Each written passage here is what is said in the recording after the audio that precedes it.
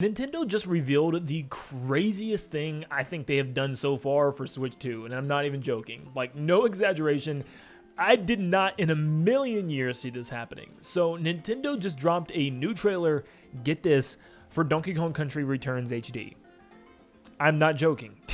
Yeah, this game came out originally on the Wii, then got ported over to the 3DS, and then brought over to the Nintendo Switch for a third time back at the beginning of 2025. It's now been a year later, and Nintendo drops a free update for the game, which is so weird. So Donkey Kong Country Returns HD is a good game, don't get me wrong, but the port that came over to Nintendo Switch was very There's like glitches when it came to hopping off of certain enemies. There was textures that just looked really bad. Like some areas didn't even have like a sunset to it that was supposed to, that it had in the Wii version.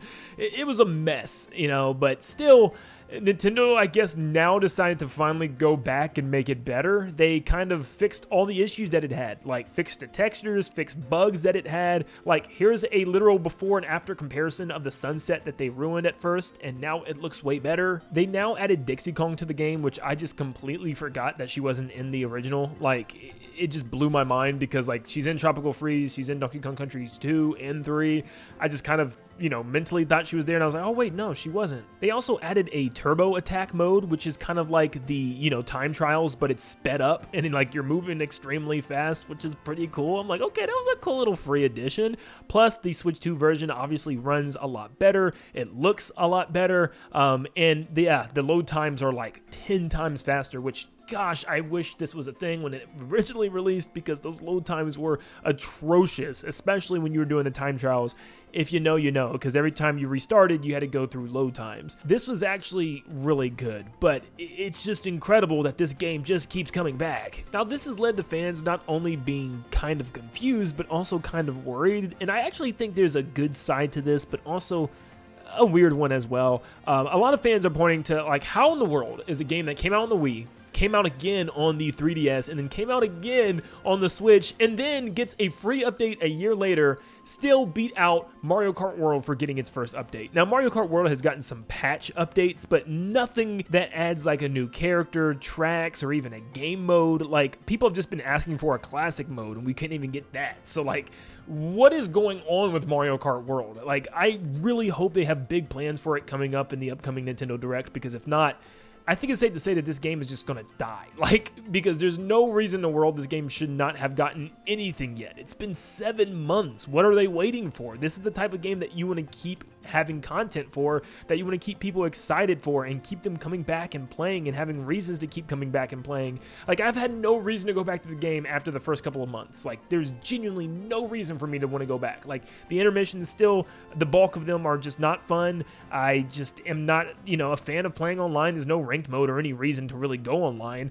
There's nothing else for me to unlock or anything. So, like, yeah, I'm just kind of like, I'm done with the game for now. But personally, I think getting free updates to older games to make them run at 60 frames and just look really, really good is way better than these stupid Switch 2 editions. I am so sick and tired of these Switch 2 editions. They feel like the new Wii U ports for the Nintendo Switch 2, where we're literally just getting Switch 1 games all over again, just because Nintendo doesn't have new games in those franchises.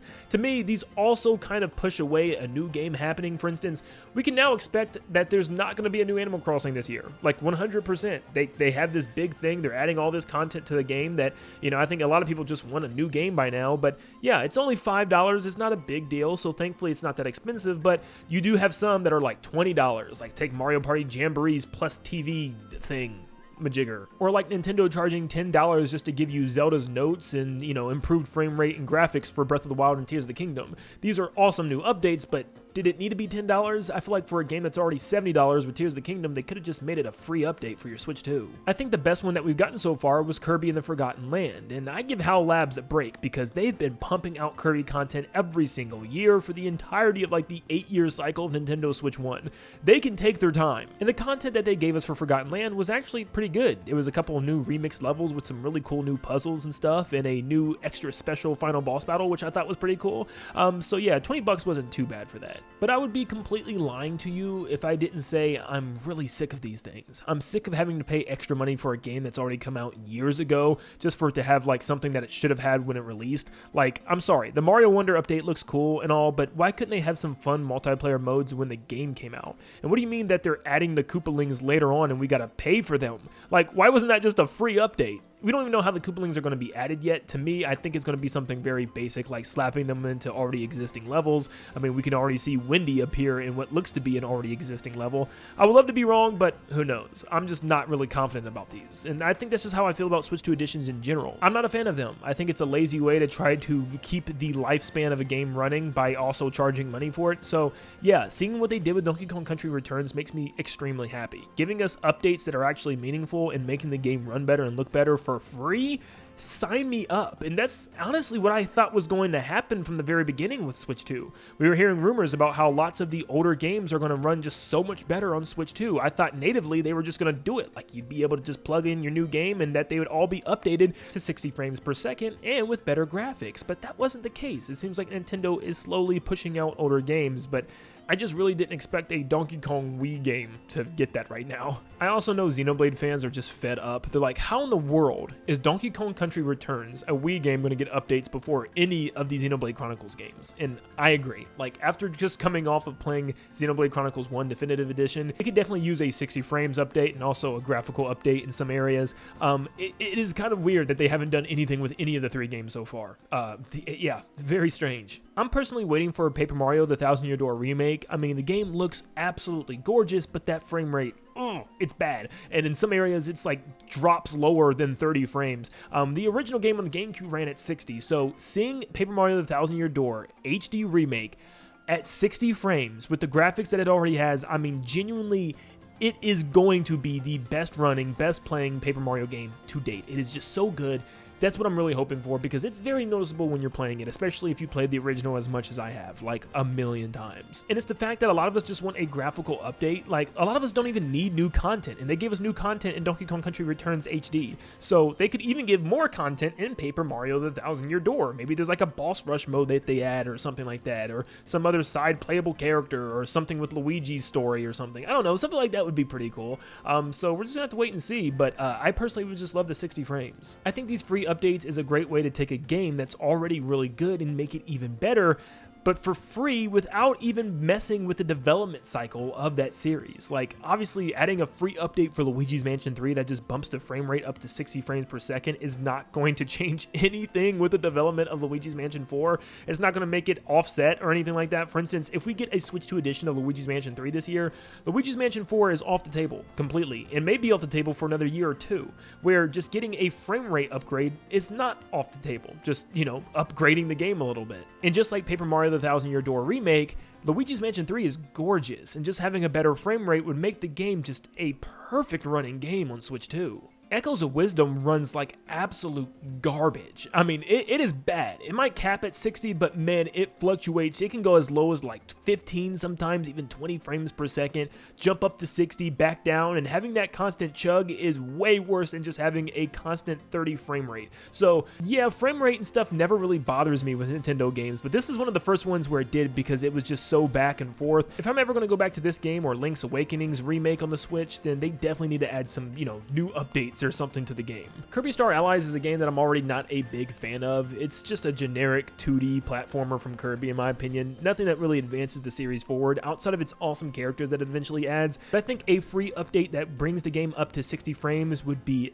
definitely needed, like they did with Forgotten Land. They could even add like a small little extra character or something just for the sake of it, like Elfalin, since this game came out before Forgotten Land. That would be pretty cool. And let's face it, if HAL Labs has any say-so in this, they would definitely add some sort of new content for sure. I mean, the game's already full of content with extra characters and ways to replay the game with those characters, but having maybe just one more character would be pretty cool, just to throw in Forgotten Land love. Now, Metroid Dread does run at 60 frames, but the cutscenes are locked at 30, so this still could be something the game benefits from. I don't know if there's anything else that they could add, because they already added like a post-launch boss rush mode and like an extra hard mode. So yeah, I don't know. If any update would be free, it'd be this one, because the only thing it would probably change is the cutscenes being in 60 now. And yeah, it's the 40th anniversary this year, so giving us something Metroid would be cool. I mean, maybe we just get a new 2D Metroid. That's for another video. Nintendo Switch Sports is yet again another game that bounces between 30 and 60 frames. Would they add another sport? Probably not. I mean, at this rate, they better just get working on the next Switch Sports. Maybe it's a Switch 2 Sports or Switch Sports Resort or something. Maybe a game that actually has all the sports there day one and all the content instead of, you know, it releasing years later. Like, how is basketball coming out years later? Something that was literally cloned from the Wii. But yeah, there's a bunch of games that they could decide to give free updates to. Even some third-party games. I mean, there's still games from Nintendo themselves, like Fire Emblem Three Houses and Engage could get some frame rate upgrades, and some other past games as well. And if they're going back to even remakes and remasters from games that came out on like the GameCube, the Wii, or Wii U, we could be seeing a lot more of these. But I think this is the direction that Nintendo should go with these. Forget the stupid Switch 2 editions. Just give us free updates to make games that we already have run better, but for free. Because we spent $450 on a new console that kind of gave us the idea that it was going to do that for free in the first place. I love my remakes and remasters, but I feel like that's where it should be left off at. Just remakes and remasters. Taking a very old game from like the 64 or the GameCube era, maybe the Wii era, and just making it look so much better and just completely remaking it from the ground up. Taking a classic, like I'm really hoping that Ocarina of Time gets a full-fledged from the ground up remake, like the rumors are suggesting. But yeah, taking a game that came out on the Wii U or the Switch and bringing it back and charging an extra $20 for is just ridiculous. If you're going to make the games run better and just simply improve the frame rate, then just make it a free update. You don't have to add stuff. I'm glad that they did, but I think Donkey Kong Country Returns HD getting this free update is just a good sign, honestly. I still feel bad for people like the Xenoblade fans and the rest of us desperately waiting for a Mario Kart World update, but I'm sure the next Nintendo Direct will give us the information that we need. Thank you guys so much for tuning in. Let me know in the comments down below if you think this was a weird update for Donkey Kong, if this is a good sign update. Just let me know down below, and I hope you all have a blessed day. Thank you guys for tuning in, and I'll see you in the next one. See you guys.